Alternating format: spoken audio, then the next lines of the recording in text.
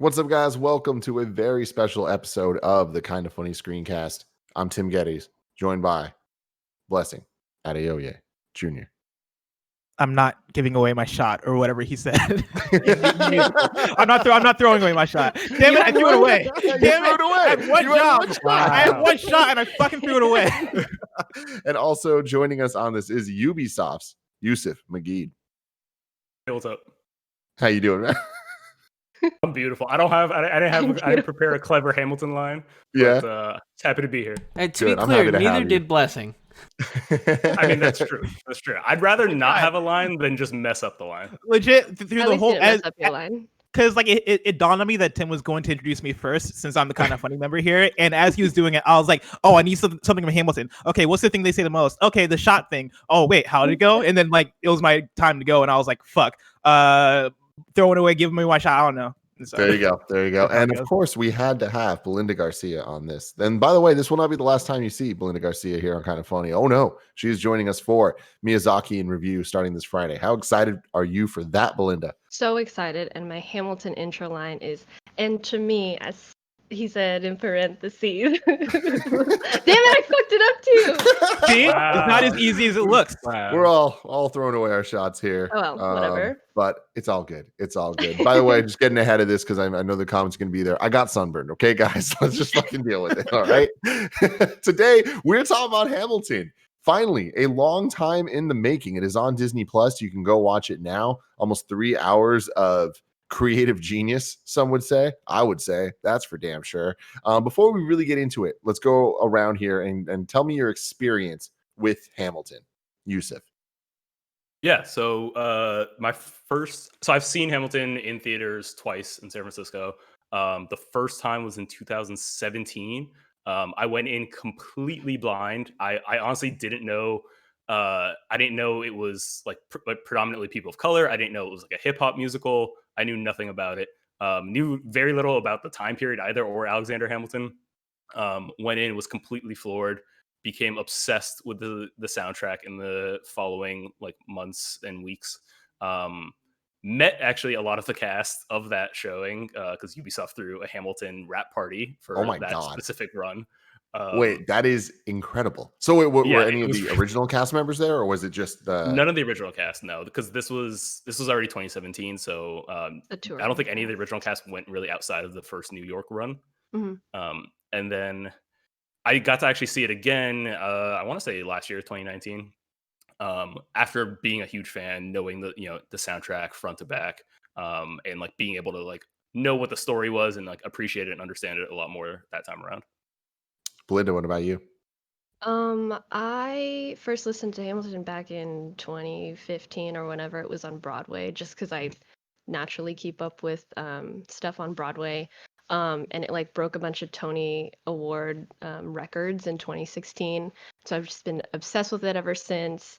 I saw it the first time it toured in San Francisco. So whenever that was, 2016, 17, whenever that was. And then I saw it again last year because I had a friend who won the raffle or the thing that they do. And we got like front row, like spitting everywhere, like in the orchestra. So I've seen it like balcony and I've seen it like in the front row. And then now I've seen it recorded. So yeah. Did you listen to it before you saw it in theater? I did. Yeah. I did that. I started doing that with Hamilton because I usually didn't want to, but everyone was talking about it. I was like, all right, listen to it. And then I was obsessed. It's great. Bless, what about you? So ever since Hamilton came out, people had been hyping up for me and telling me that like, hey, this is going to be your jam, mainly because of the hip hop aspects and also because I like musicals and stuff. But I had always put off actually listening to it because my thought process was I'd want to see it first so I can get the context for it before I dive into the soundtrack, because I don't want to like go into it and just be confused and not have, I guess, like the Met experience for it. And so Friday, when it came to Disney Plus, was actually my first time actually watching / listening to Hamilton. Aside from like random songs here or there, there's like a Watsky song from the Hamilton mixtape that I used to listen to back in the day, and I thought it was in the musical, and I don't think it's actually in there. But yeah, like Friday was my first time listening to it, and since then I've pretty much been listening to the soundtrack nonstop over the last 3 days.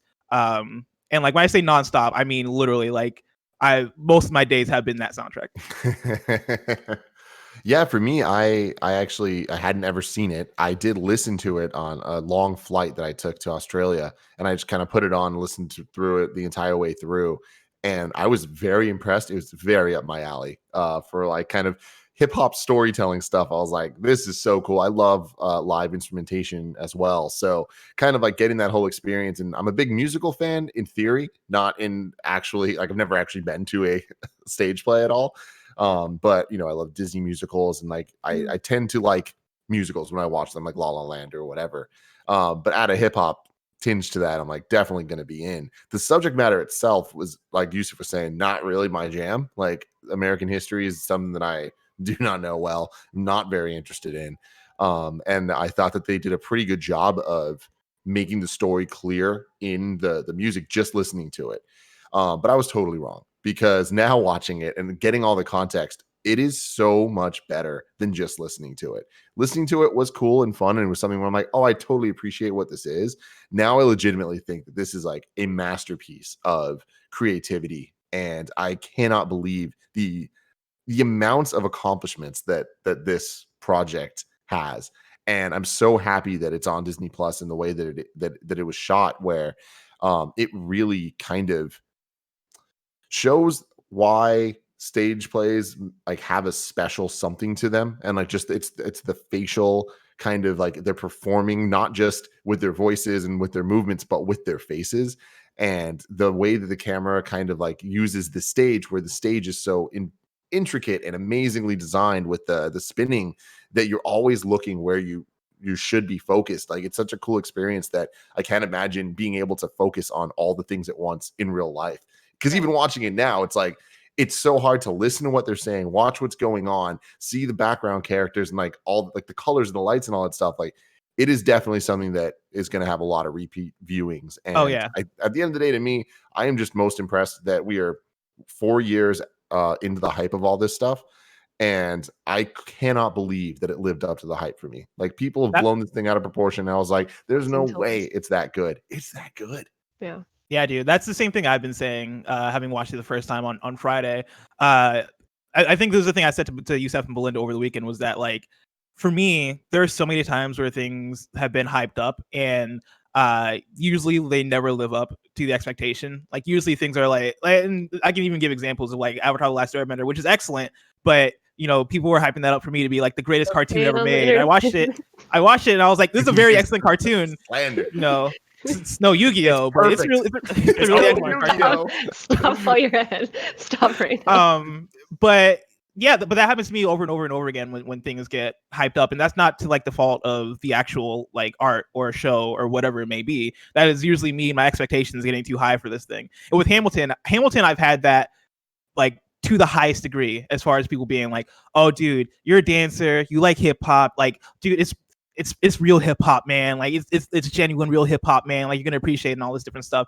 And actually watching it, I was going into it with the idea of, hey man, I'm going to lean back, I'm going to enjoy it, and I'm not necessarily going to try and, you know, judge it by the expectations that have been set for me. I'm just going to try my hardest to like watch it and divorce it from those expectations. And honestly, even bringing those expectations into play, it still lived up. Like legit, it is. Hamilton for me is one of the most impressive stage shows I think I've seen. As far as production, as far as like choreography and writing and music, like there's really nothing I can truly pick apart about it.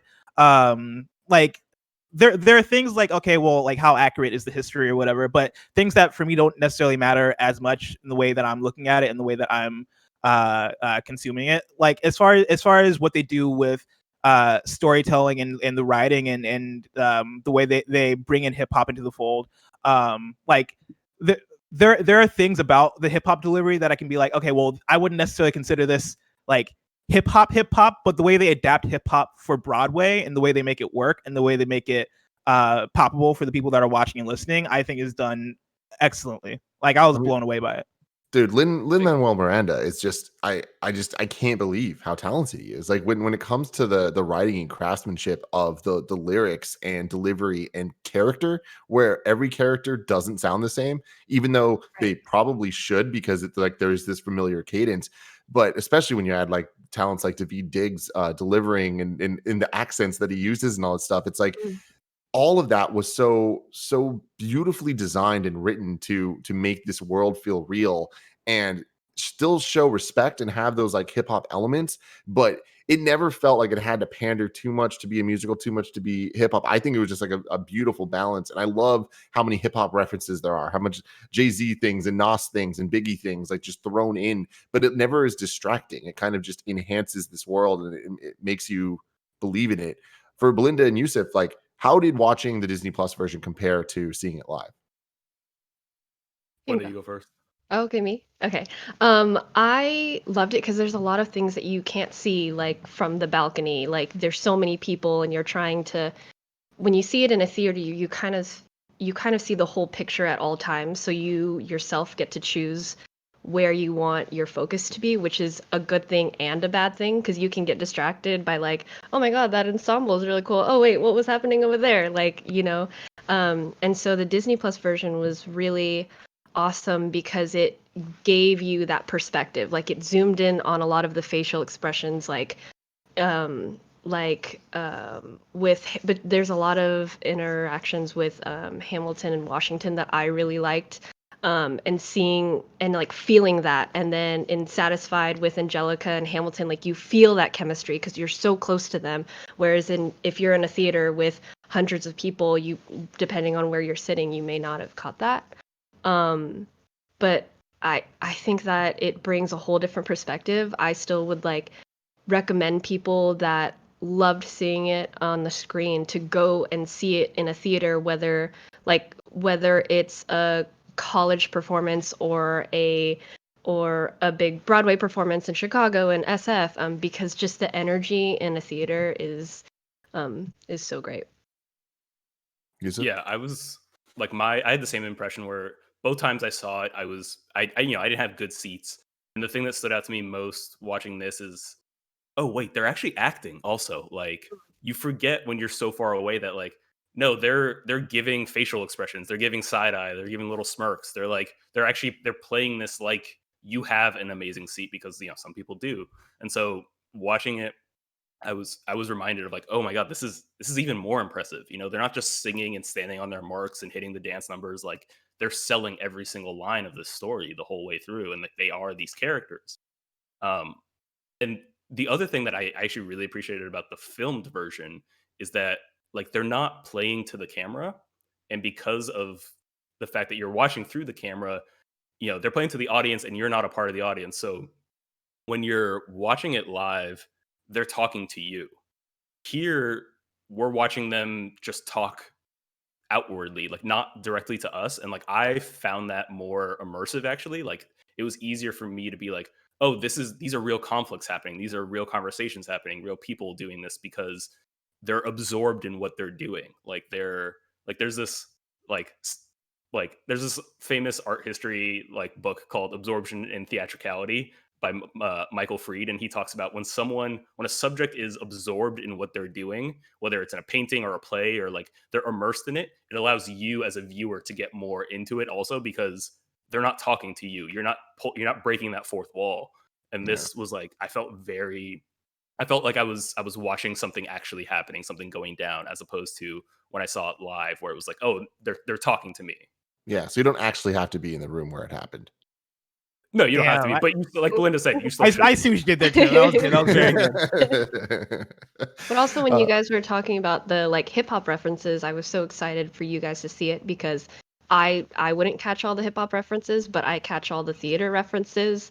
Like there's a South Pacific thing. There's a little bit of Wicked in there. There's Last 5 Years. They reference Macbeth and stuff like that. So that was exciting for me, and I know like all the hip hop references were exciting to you guys.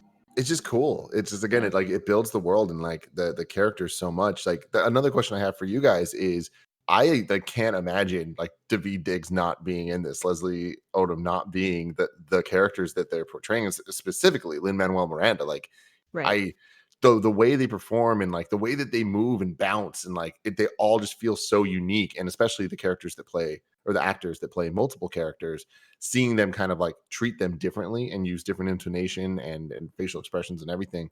When you guys had the different casts that you've seen in San Francisco, like how does that compare? I think they held up really well. Like there are some characters that don't hit the marks because you're so used to listening to the soundtrack, right? Like it's all you have, like you listen to it over and over again. So you're used to sort of that cadence and that tone of voice and the inflections where they are. And so when you do see it with a different cast, it is different, but it doesn't take away from the professionalism of it. Like they're still professional actors. They still study those characters. They still are so good at their job. So it's all great to me. Yeah, I think so. I came at it from a different perspective where I hadn't heard any of the music going in at all. So, like for me, like Lin Manuel Miranda wasn't Hamilton for the longest time, and it took me like when I went, it was an actor named I apologize if I'm butchering the last name, but Michael Luoye, and he was phenomenal. He was amazing. Like he was my first Hamilton, and it's only after like years honestly of listening to the soundtrack that like I then began to see Lin Manuel like that. And I mean the cast was absolutely phenomenal, like front to back. But watching this now, it's amazing to see like this made me the biggest Leslie Odom Jr. fan in the world. Like I was already a big Daveed Diggs fan, but like this is like what like introduced me to Leslie Odom Jr. and I just like was floored by how good he was in everything. But it did take me a little bit of time, I think, to like re-trigger like, okay, like this isn't my cast. Like I had this first experience with a cast, and it wasn't necessarily the original cast or the soundtrack cast. Do they act differently though, or are they like playing the character of Hamilton so similarly to how Lin did? So I thought that Michael played Hamilton like even like young, scrappy, and hungry. Like I thought like Michael was even more like that. Like he was like Michael was like ready to fight at the drop of a hat. Like he was so like ramped up and like excited and just like aggressive. It was like, to me that was like exactly what I wanted from that character.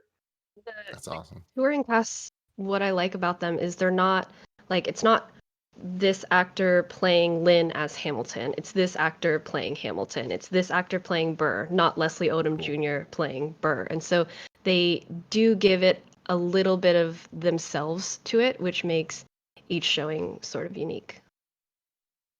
Bless. So like kind of what are your takeaways now? Are you fully converted?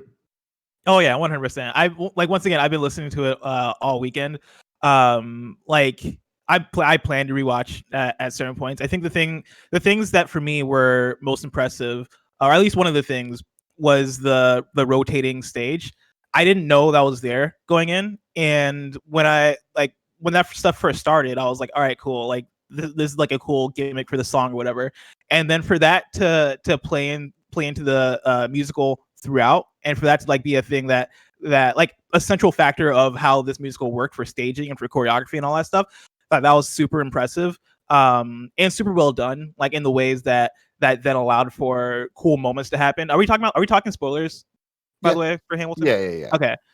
So like when you have moments where I can't remember because like Hamilton had so many love interests, but I think it was either one of the Schuyler sisters or the Reynolds girl. Yeah. Maria Reynolds.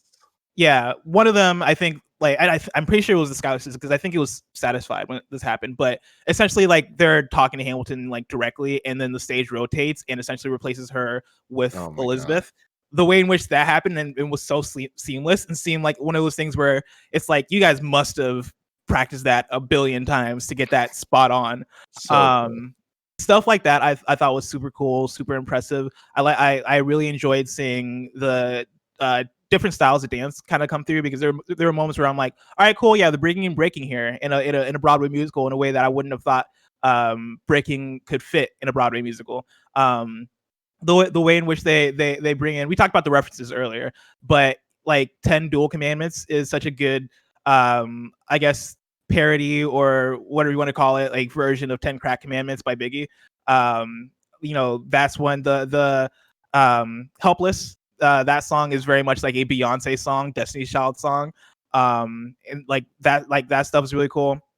Like overall, I thought that balance of, hey, like, this is theater, this is drama, like this is a musical, but we're adapting all these different inspirations in order to like make this stuff work and in order to make the stuff feel modern and like digestible for people. I thought all that stuff worked really well and thematically really worked for this American history thing, which I still don't get, like how they made it work this well. How they made it interesting. Yeah. Do you know going in, Bless, that this was going to be like a cast of people of color, that this was going to be all hip hop, and like Tim too? Did you know that going in? I knew the hip hop stuff. In fact, I think I might have expected even more rapping than there was. But like, I'm glad there wasn't. I'm glad of the balance that was there, because I think most of the songs I actually liked the most are them singing over rapping. And so like, I knew that stuff going in. I don't think I knew that it was mostly people of color, but I think I assumed it, given it was a hip hop musical. Like if I watched Hamilton and it was a cast of all white people rapping, I'd be like, all right, I don't know how I feel about all this. Like, this doesn't seem right. And so I think I kind of assumed that. And even with that, it still like blew me away. Yeah, I mean, I had known based on all the hype and stuff and having listened to it. But there was actually like random things that really surprised me watching it, like that I didn't expect it to go this far. Because I feel like a criticism, I guess, of it that I've heard a lot, and like, to be honest, like I've only heard this from people that haven't actually watched it. They kind of talk shit about it, saying it kind of sounds like new metal type, like rap rock. And I'm like, watching it now, I'm like, it's not rap rock at all. It's not traditional hip hop. So I feel like you get kind of thrown off a little bit. But I was impressed at how much more hip hop it is, because I kind of expected it to sound Linkin Park-esque in some ways. And the cabinet battles, like the way that they Oh used my those God. and framed that as a rap battle, it's like, it was moments that literally made me go like, oh man, like this is brilliant. This is so cool and such a great use of hip hop and hip hop kind of style and things that we are familiar with. And one of my favorite characters is King George. And it's just like, this doofy ass motherfucker, like what's his name? Jonathan Groff. Yeah. What a character. And I just feel like having him kind of come in and just be this doof and sing and like be a recurring thing coming back, like I really appreciated kind of the juxtaposition of having this character compared to all these like super dope. I love the spit. Yeah. Oh, and he's very spitty. He likes to spit a lot. But yeah, those are probably, it was those two moments, and it's one of the Schuyler sisters. I forget the name of the song, but she just starts going off and just spazzing like in a rap verse. Yeah, Angelica. Yeah. Satisfied. Oh my God, that song just builds and builds and builds. And when we get that rewind moment where like it all goes back and you see the perspective, it's just like, I just got chills right now just even thinking about it. It's like that to me is just like, if it was just that one scene, Hamilton would be a 10 out of 10. The fact that there is 2 hours and 50 minutes in addition to that is so incredibly impressive. Yeah, you were like, you guys, and I was like, yeah, exactly. Youssef, what are your favorite moments? My favorite moments. So I like, I mean, Bless and I have talked about this. Like, I have a lot of favorite songs. Like I might like, personally, like Act 1 to me is like the standout. Like I know that I've memorized Act 1 up and down. And so like I love Satisfied. Like it's especially like seeing it up close and like seeing how they use the stage and the rewind moment. Wait for It is like, I think, the most beautiful song on the soundtrack. Like I'm obsessed with that. And then because like you get Satisfied, and then there's another song. You get Satisfied, you get Story of Tonight, but then you get Wait for It. So it's like a 3-song period has like my 2 favorite songs right there. And then like later on in Act 1, you get Guns and Ships, and then History Has Its Eyes on You, and then Yorktown. So again, it's like that 3-song like triple of like just like hype, and like you have Lafayette come out with like in Guns and Ships, and like Daveed Diggs just like rapping at a like freaking mile a second, and then in Yorktown, like Hercules Mulligan just like brings the energy, and like it's just like those are like, that's like my heart is pumping during those moments. Yeah, Guns and Ships is rad. Yeah. So Dude, rad. all of Act 1 I feel like is rad. Like there is a run of songs in Act 1 that I think starts with like maybe You'll Be Back with Jonathan Groff, and from there, like once it gets into Right Hand Man and like goes into Winter Ball and all that stuff. Like I think when I was watching it for the first time, that was, I think, the portion that I was most attentive and most following what was going on, because I think upon first viewing, Hamilton's kind of hard to follow, just because like a lot of it is rap. There's a lot of words. There's a lot of exposition. There are. I think I clued into this as I've been listening to it more and more. There are moments in the musical where they want you to listen to exposition, and they cue that in ways that like you wouldn't have realized unless like you already knew that they're going to do that. And so like I think it's like there's like a jingle that's like I don't know what it's called. I call it the Aaron Burr jingle, because like whenever it happens, usually Aaron Burr has some shit to say. Yeah, exactly. It's that's it's like his, the violin. narrator, like yes, that, like as and that's usually like where he starts going like what can a orphan bastard son of a whatever, and then he starts talking about Hamilton.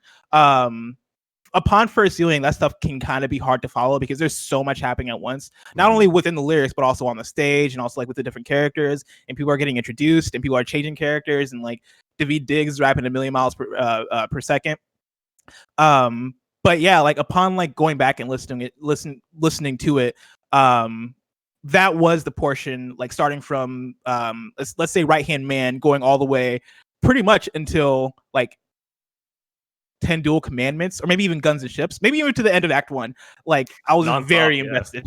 Yeah, like Nonstop is in there too. Like there's such a good run of songs there that all play together so well, because they thematically they all serve different purposes and are telling different stories, but the ways in which they have everything kind of feed together works just like phenomenally. I'm with you, where Act 1 to me is just, it's so perfect. It's such a good rise, and I feel like there are the kind of perfect moments you need, and you get introduced to the characters, and by the end of it, you're with them and you're rooting for them or against them or whatever it is. Act 2 was a little messier for me, where especially with the character change ups and kind of just the shift in it gets a lot more adult. It goes from like kind of just it feeling like a bunch of kids that are like, we're about to go fuck some shit up, and it turns into like, okay, but now we're adults actually like writing things and dealing with cheating on your wife and all this stuff. And it's just like, it gets real in a way that I was like, I need to kind of consume it a bit more to really, I feel like I got Act 1 down. Act 2, I'm like, I'm definitely missing out on some stuff. Well, it's also the lesser known history too. And you're not dealing with the Revolutionary War. Right. It's after. Yeah. It's everything like, after. Act 1 is pretty much like, all right, we got Hamilton. George Washington wants to recruit him. All right, cool. Now let's fight the British in the Revolutionary War, and then you get back, and like that's pretty much Act 1. Act 2 is like, all right, yeah, let's talk about some shit. Let's get into the detail of like this man, like the different presidential administrations. Let's bring in John Adams. Let's bring in all this different stuff. Yeah. And the more and more I listen to it, the more and more I appreciate it. But it is kind of complicated. It's complicated, and I just feel like I'm missing out, because by the time it gets to the end, like the final song is so powerful, and it's so great that it's kind of a thing where I'm like, oh, with that lens and looking back on it, I get what they were doing, and I totally didn't see that coming. So it's like I need to rewatch it to kind of understand how they got to that end, because it is so. I love the final song; it's so great. I agree. Belinda, what about your favorite moments? The first song that I really fell in love with Hamilton was Satisfied, because it's just so freaking good. It's so good. But I'm gonna give a little love to some Act 2 stuff.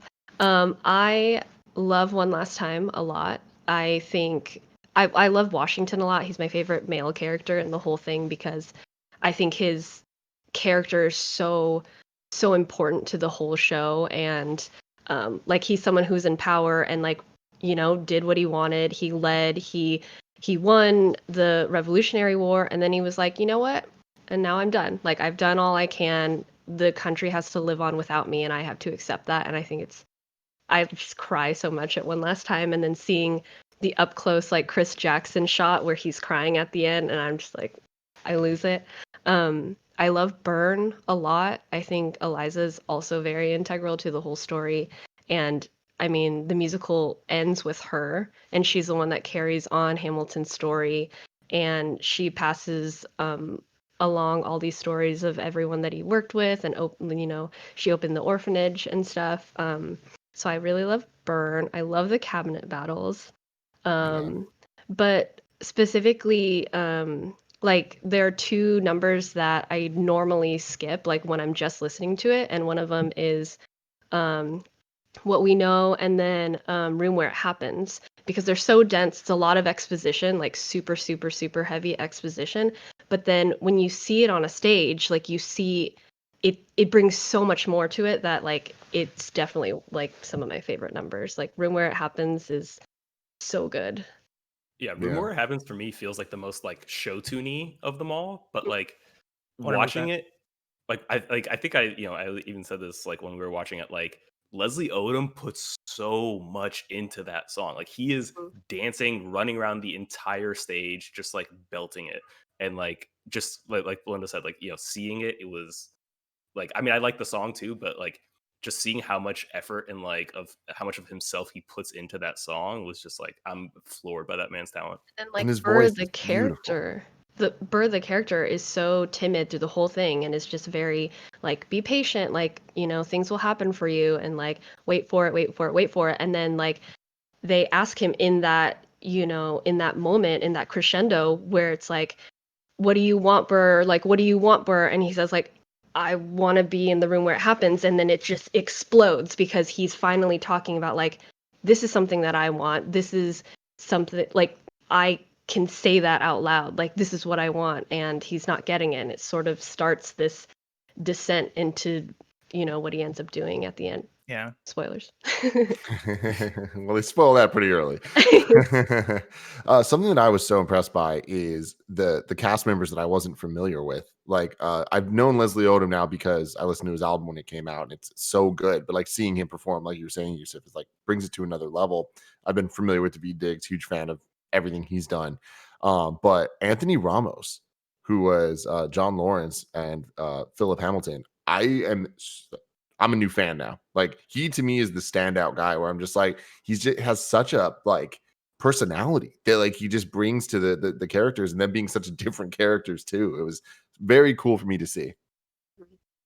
Yeah, I liked his role as Hamilton's son, as Philip. Like to play a 9-year-old boy, I thought was like really funny for this dude who's obviously an adult. But I forget the name of the song, but the song where he's introduced and like he's essentially giving his poem to or Alexander Hamilton.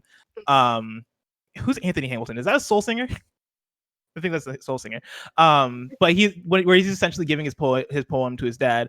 I thought was super well done, super clever, and super sweet. I really appreciated that performance from him, and also the song where he gets into the duel and stuff. Yeah.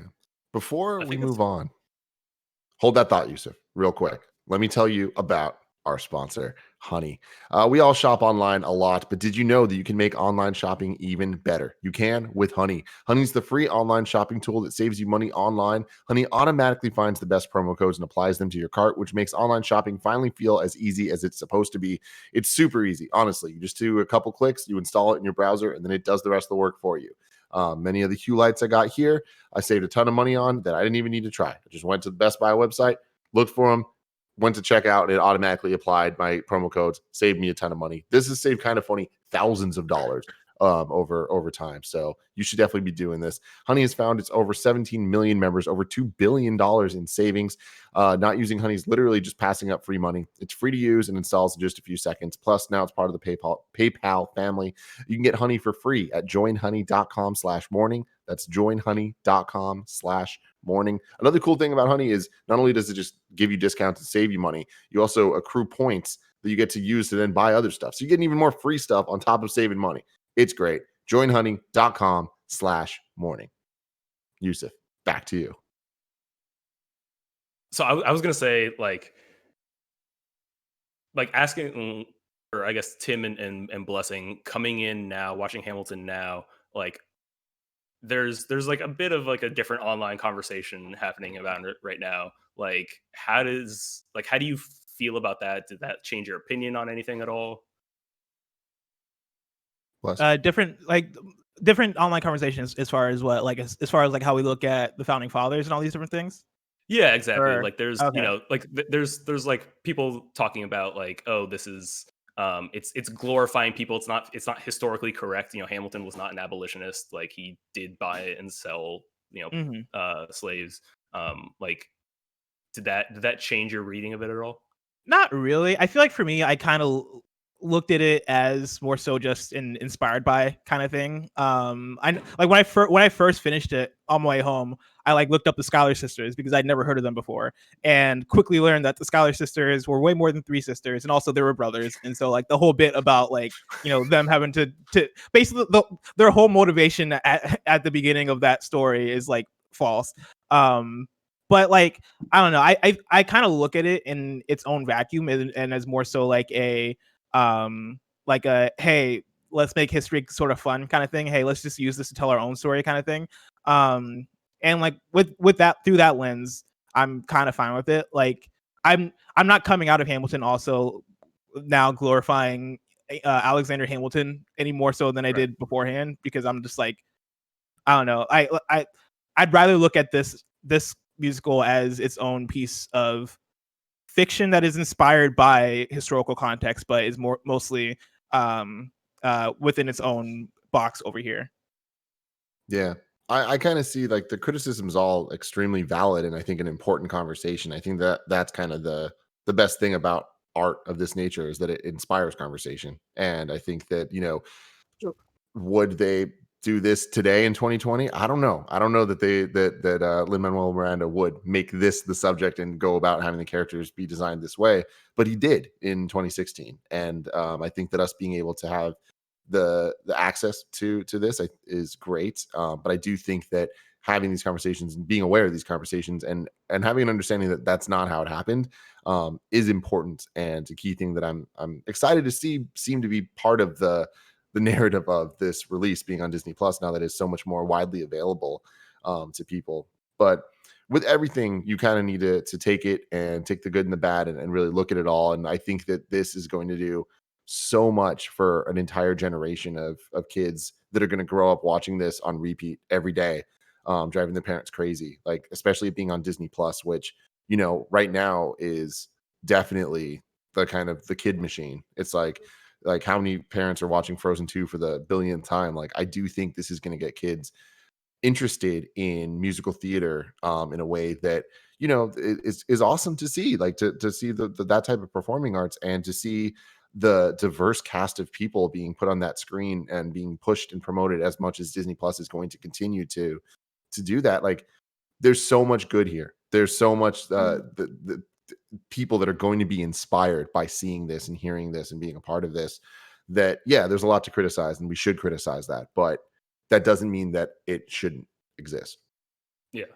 No, 100%. Like that's my readings. I'm obsessed with this musical. Like I love it, and like acknowledge that things can be less than perfect, like, and not everything is black and white, and you can take something for what it is and see all the value and all the good that it brings while still educating yourself on its inaccuracies. There's a lot of like historical fiction musicals. I mean, like Greatest Showman is also based on like real life, and Come From Away is based on some real, and then a lot of the jukebox musicals about like Jersey Boys, like all of those are all based on real people, and it's their version of like historical fiction. So that's kind of where I put it.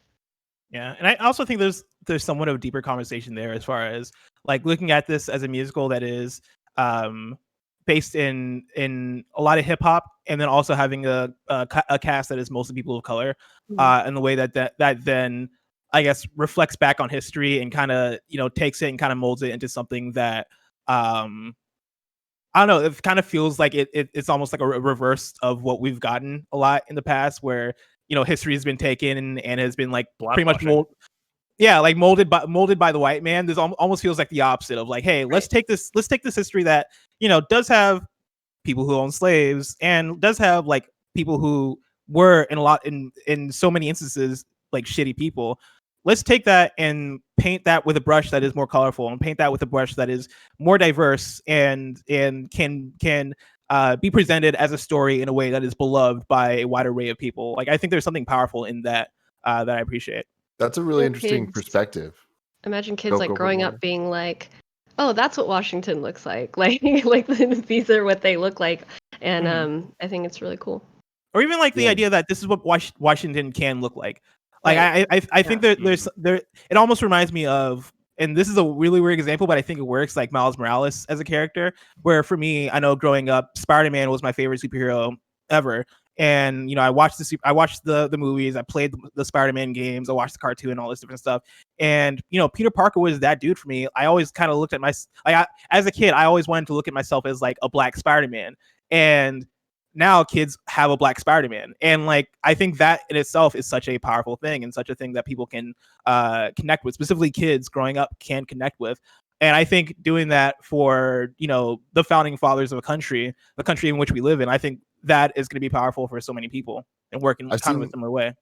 I've seen a lot of the discourse and kind of the different sides of this topic coming up on Twitter, where people are saying that like, oh, it's, you know, it's trying to take it back and like, you know, make it their own or whatever. And then there's the other side that's like, yeah, but like, that's not what's happening here. Like, we need to be honest about these people and call them out for all the horrible things they did or whatever. But Bless, what you're bringing up here is very interesting to me. And it's a perspective I haven't really seen about how the original history books and stuff, that was all a perspective that didn't actually happen either. So it's like bringing this up. It's like, that is, even though, yes, they were slave owners and yes, all this stuff, this is the version of it where they weren't, because that's the story that they're trying to tell, where it's like the bad guys are the slave owners, the good guys are the ones that aren't. Yeah. And you know, it's just weird, because I get the argument that is making Hamilton better than he is, but I also see the argument that you're making of, you know, but it's them kind of, this is how they want the history. Yeah, it's like an idealized, like, you know, what if almost. It kind of reminds me of the Lupe Fiasco's probably like least well received album, Lasers. There's a song on there called All Black Everything that is kind of this alternate version of history where, like, you know, blacks weren't enslaved, and what if history was or what if America's history was molded in a way where everything was equal, and, you know, like you didn't have like injustice and all these different things going on. It is like this idealized version of American history. In ways, Hamilton kind of reminds me of that song, because I see it more so as a, hey, let's retranslate this in a way that, you know, more people are going to be able to identify with and appreciate on a deeper level.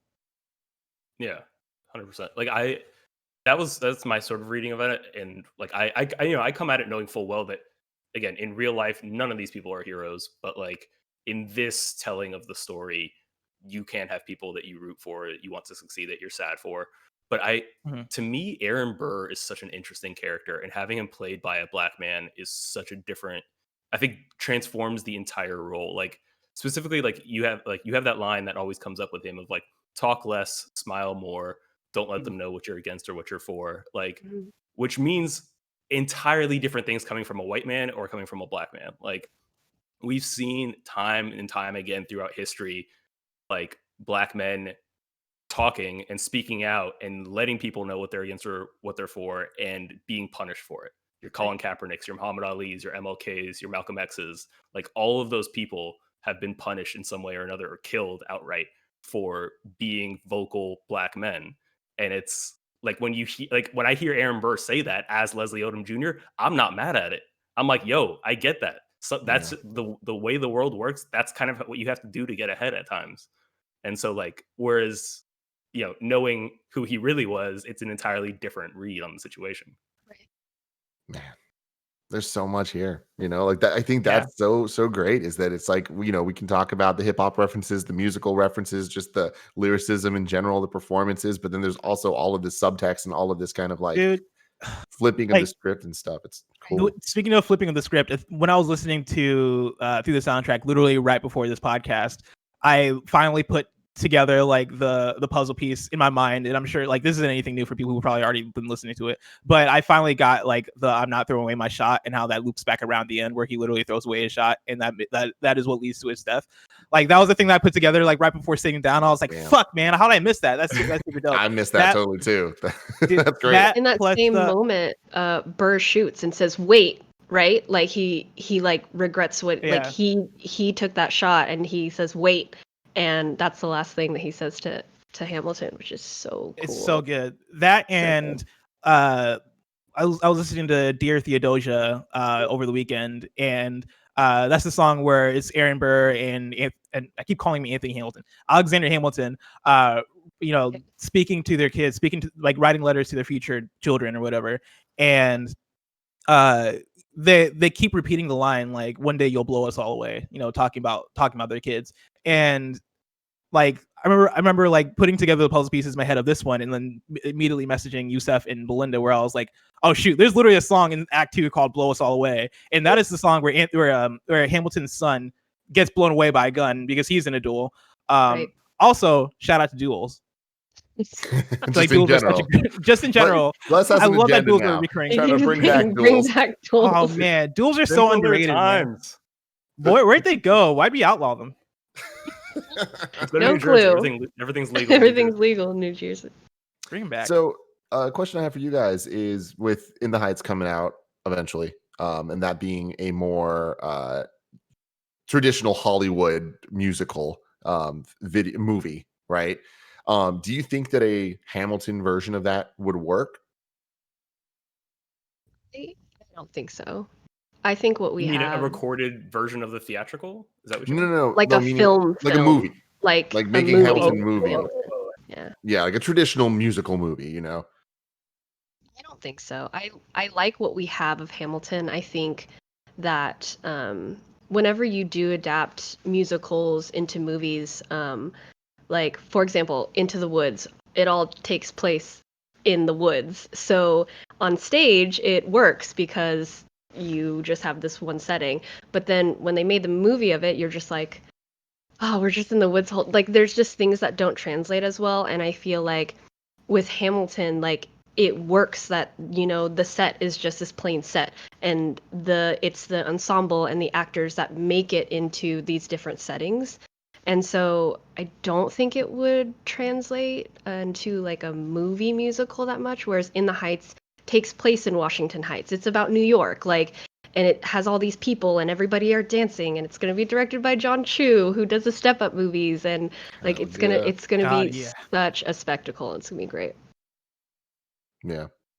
Belinda, you definitely have more knowledge on this than me, at least. Are there musical movies that you do stand by thinking they did a great job? Chicago is a really, really good one. Sorry, which one? Chicago. Okay. Chicago is a really, really good one. I know Youssef really loves Mamma Mia. I love Mamma Mia. It's a good one too. But Chicago's like Chicago's like well known with like we could do that with Joey, and it should happen.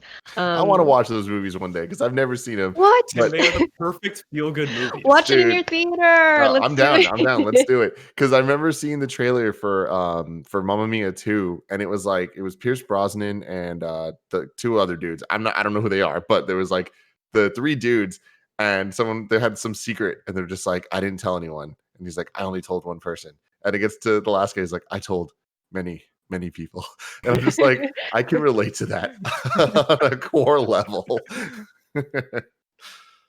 Anyways, any other thoughts on Hamilton, you guys? I'd say if you like it, go watch the Undefeated interview. That's part of the extras on Disney Plus. They interviewed like all the cast, and they interviewed them like recently. This is like they interviewed them in a post George Floyd world, and they address all that and they talk about it. Really? Yeah. So it's like new. Yeah. Oh man. Yeah, actually, that's another thing. I would love some like dope video essays or something about Hamilton, about anything, like things you missed or like story explanations or whatever it is. Tweet at me. I'd love to see that stuff. So, yeah, man. Barrett just texted me and said that Lin-Manuel Miranda has said that they are planning on doing an actual Hamilton movie. That'd be really interesting. Yeah, gonna be interesting. I just want to chime in for like 2 seconds here. Go for it. About the idea of a movie. I was blown away when Cats came out because I've said this before. I really feel like they do a good job making it feel like each set is an actual like theater set, and the way they like play around with the camera's perspective is really cool. And I think that like with the right minds on it, they could do that for Hamilton. And I think that would be dope too. Because you've seen Hamilton the as Hamilton well. of Cats. What? You've seen Hamilton in real life, right? Yeah, I have. So you have not watched the Disney Plus one yet. Do you have any interest in going back and watching it? I do, just because like I've only seen it once, and it is there's so much happening, and it's like it's so difficult to like pick a spot to concentrate. So the idea of having it recorded is awesome, where you know they can choose the perspective, or I can choose the perspective and then rewind and rewatch it again. Yeah, cool stuff. Well, anyways, highly recommended. Go watch it, Hamilton on Disney Plus. Youssef, Belinda, do you guys have any final words? Where can we follow you guys? You can follow me on Twitter at BBC Garcia, and then I'll also be on Kind of Funny on Friday for Miyazaki in review. So watch Castle of Cagliostro before Friday. Yeah, you can follow me on Twitter or Instagram at Youssef Maguid. Love it. Thank you guys so much for joining us, and obviously, Bless, thank you for joining as well. A rare Screencast appearance, which is awesome. I would never say no to this, Tim. Yeah, I love it. I love it. You guys are welcome here anytime to watch movies, to watch Hamilton again, whatever it is. But anyways, let us know what you think in the comments below of Hamilton on Disney Plus. Until next week, love you guys. Bye.